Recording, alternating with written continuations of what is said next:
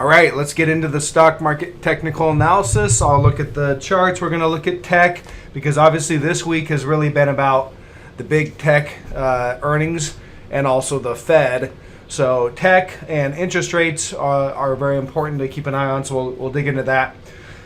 And a few more additional trade ideas. If you're interested in finding additional trade ideas and charts and market commentary, feel free to join in the private member group, link in the description below.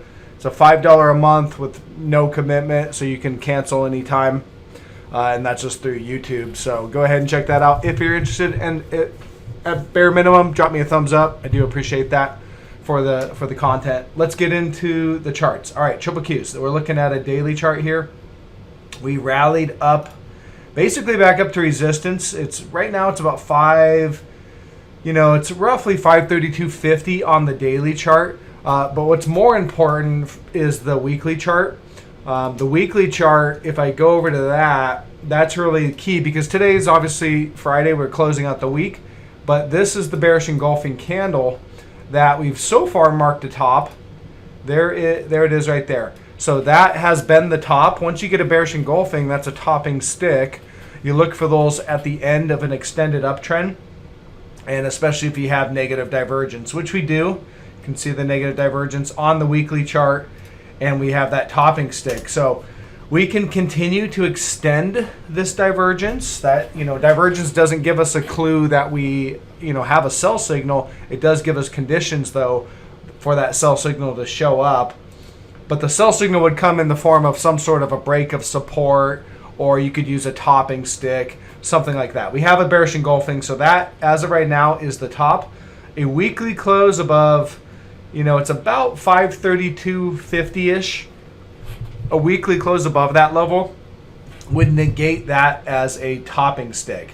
And otherwise, as long as we hold, basically kind of current levels, it's objective to short at the, at this level because it is resistance on the weekly. So you could short at the level for a push down to the 200. That's kind of the trade that I see right now. You short at resistance and cover that short down at the 200, which is about 483-ish, somewhere right in there, 484-ish. And that's the trade. Now, if we get the weekly close, and not just pennies, you want to have a clearly defined daily or weekly close above that, then you'd want to stop out of your shorts. Okay, that would be the area you'd stop out at. So set your stops above, kind of just a just a slight little pop above. But if you start actually getting weekly closes above there, above that resistance, 532-ish, 532.50, you stop out, and then we'll look for the next trade. So stop up here, cover your short down here. Pretty simple. And again, these negative divergences on the weekly chart have been building for a while. And so they tell me that this move up is running out of steam.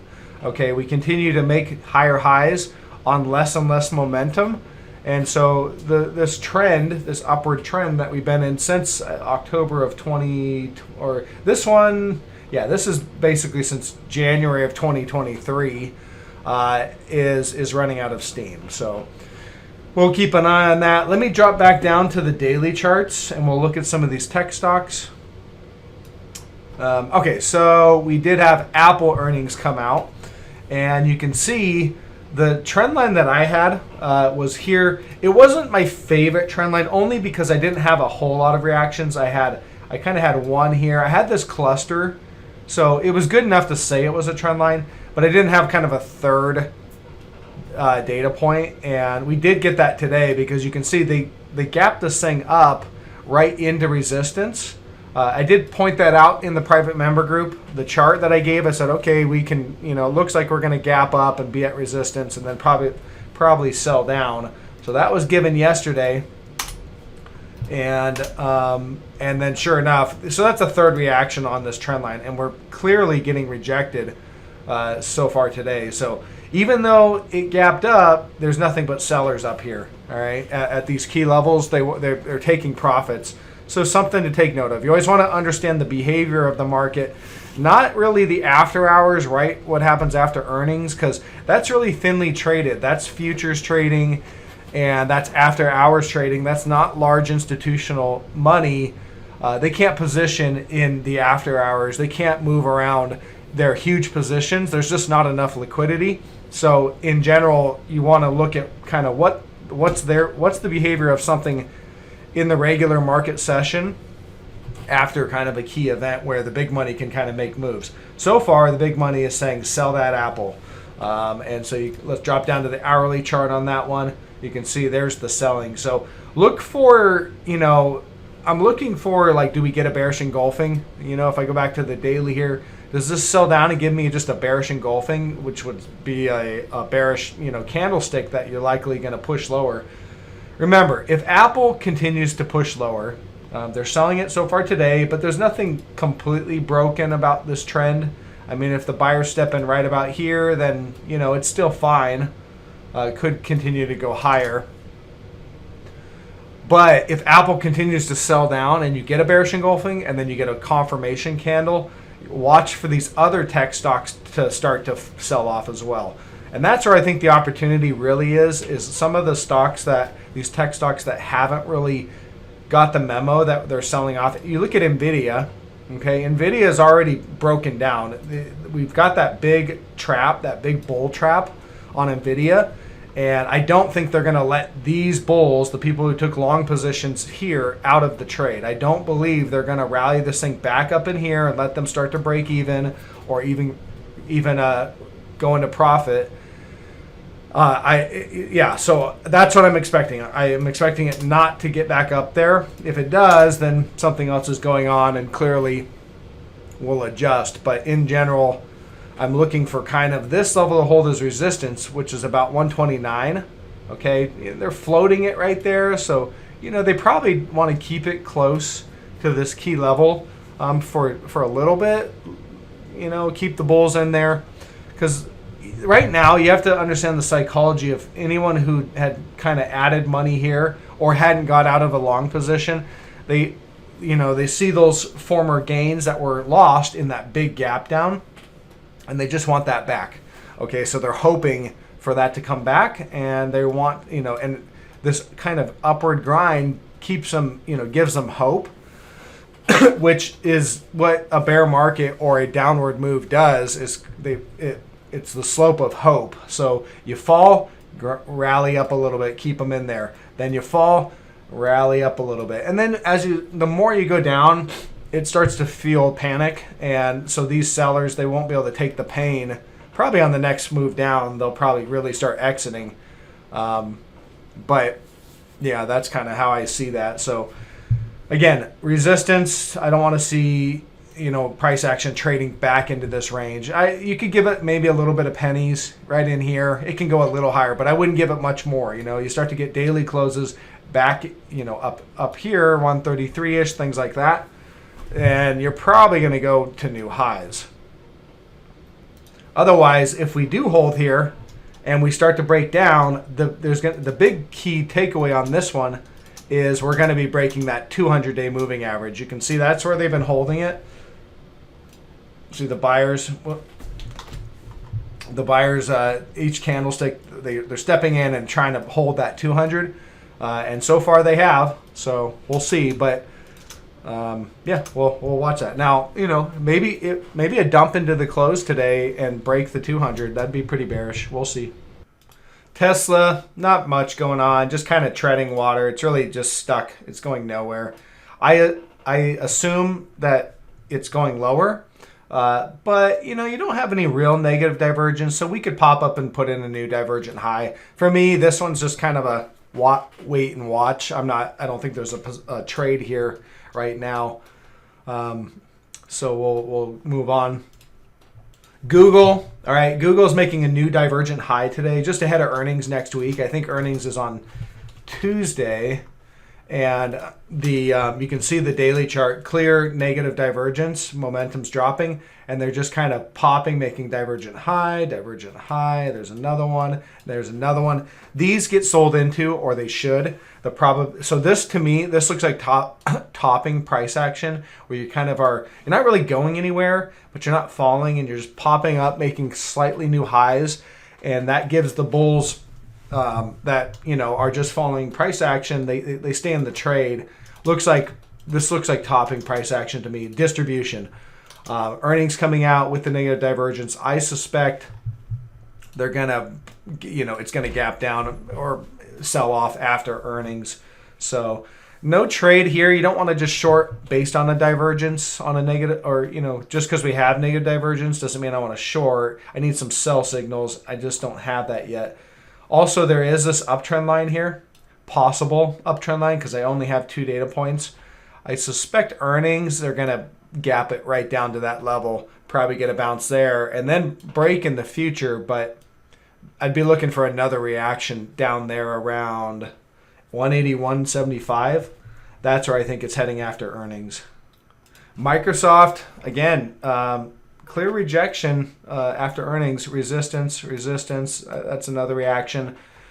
But they're still kind of holding it just below the 200 right there. This is where the buyers have been. They've been buying just below the 200, and that's where we're at right now. So not a definitive breakdown. And so this one, for me, it's creating weakness in the triple Qs and the tech stocks. However, it's not going to break down and completely give us big impulsive sell signals until the other stocks start to trigger their sell signals. So for me, this one is kind of a no touch, and I just kind of shift to the ones that haven't given the sell signals yet, and that's where I'm really focused on, because if those break down, then this will continue lower. And that would be something like Meta. So Meta, again, still above that breakout on this bearish rising wedge, big bearish rising wedge here with big negative divergence. So it's a clear bearish setup, and they've broken it to the upside. Again, this still continues to look like stop rate price action to me, short squeezing basically. It can squeeze higher, but again, I don't think it's going too much higher, to be honest. Earnings is out of the way. I do believe this is gonna prove to be a stop rate, and we're going to actually start to move lower. The major target of this wedge puts us all the way, you take the widest part of the wedge here, and that gets us, depending on when we break down, that would get us right down about this one, 456. Or no, actually slightly lower. Yeah, I guess right down here, this reaction low, and maybe this gap fill, somewhere right in there, zone of support, 418 down to 403. That's the major target. But the key takeaway also would be we would break the 200-day moving average and this uptrend line. So the way I view it, if we start to, there's a lot of things that have to happen, but if this is a stop rate and we start to roll over, we should head down to the major target. We'll break the long-term support and the 200-day. So that clearly sets us up in a bear trend.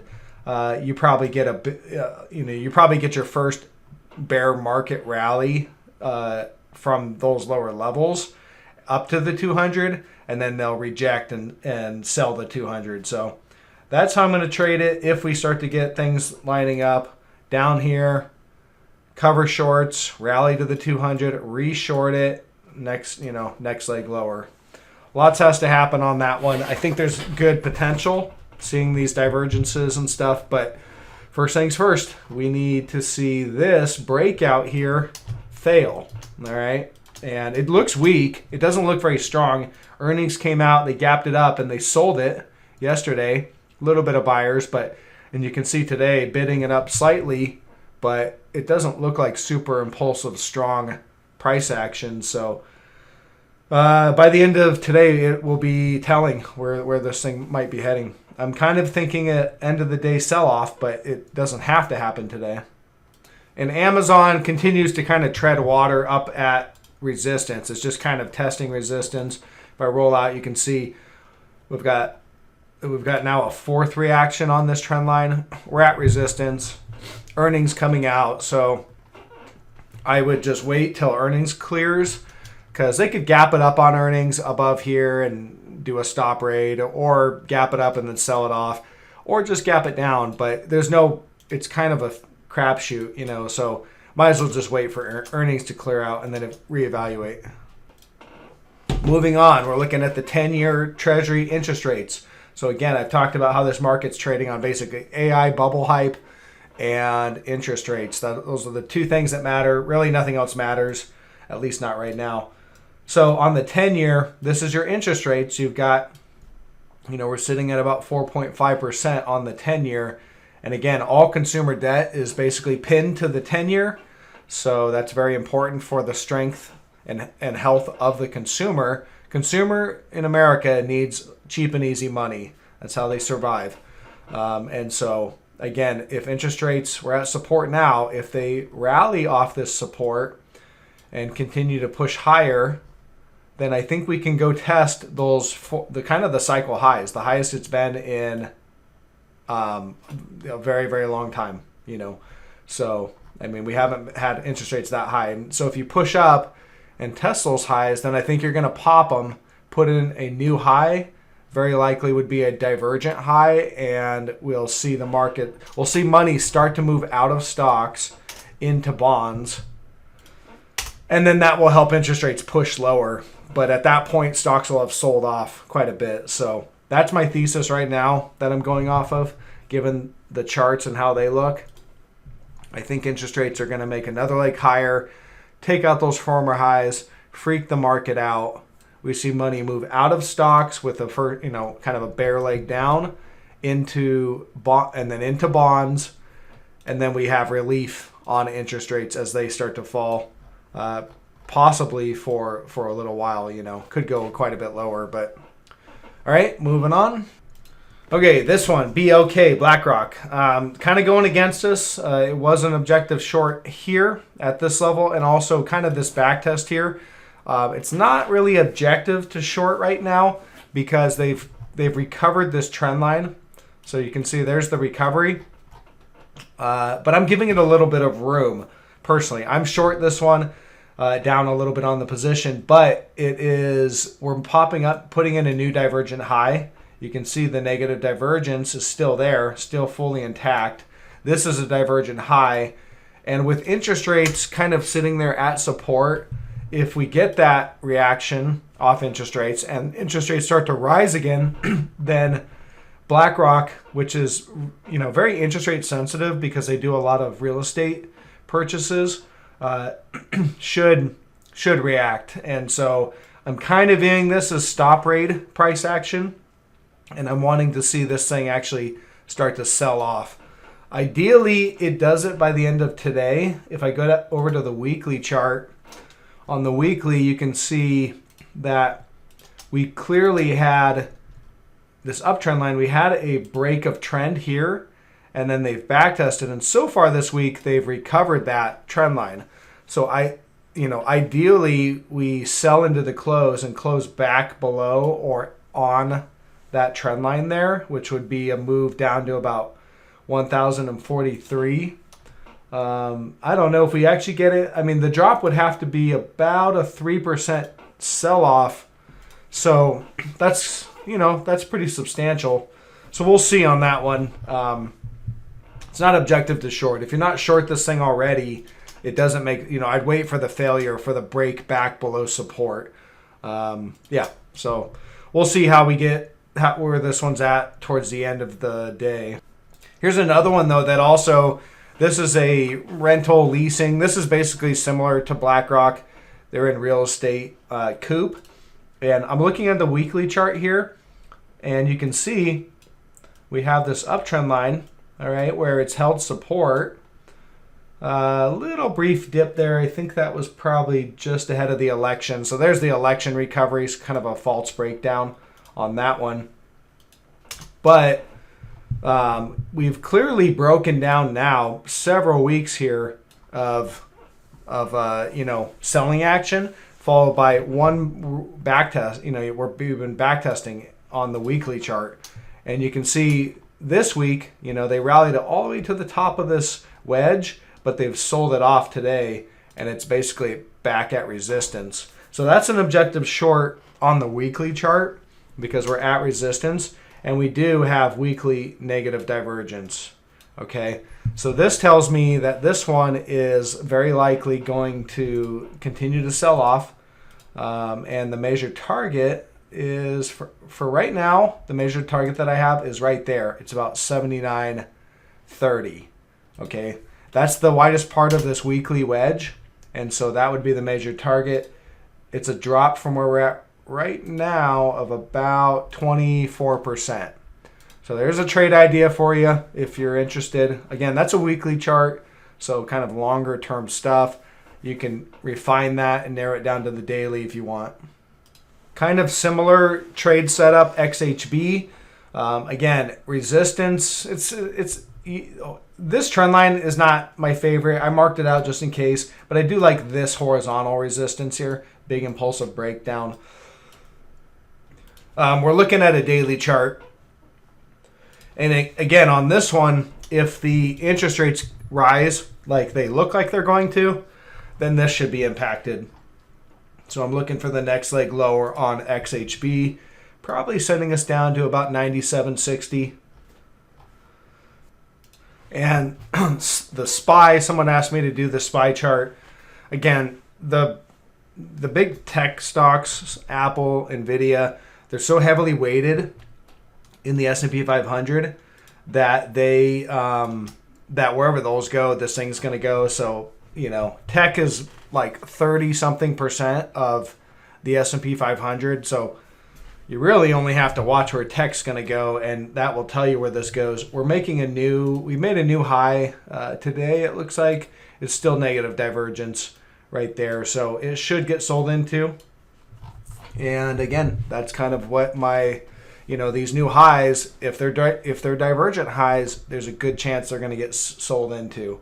So I'm looking for lower prices kind of at current levels. Could go a little higher, extend that divergence, but, I'm looking for lower prices. And especially with the fact that triple Qs was at that objective resistance level. If triple Qs breaks out and clears out that bearish engulfing on the weekly chart, then yes, this will go higher and can go higher. So that's what I'm viewing there on the SPY. Otherwise, we're probably coming down. We've got obviously this reaction low. So that would be the first level of support, which is about 575.76. Maybe a minor bounce there, and then down to the 200. Okay, so that's all I have. Drop me a thumbs up on your way out, and I will catch you guys on the next one.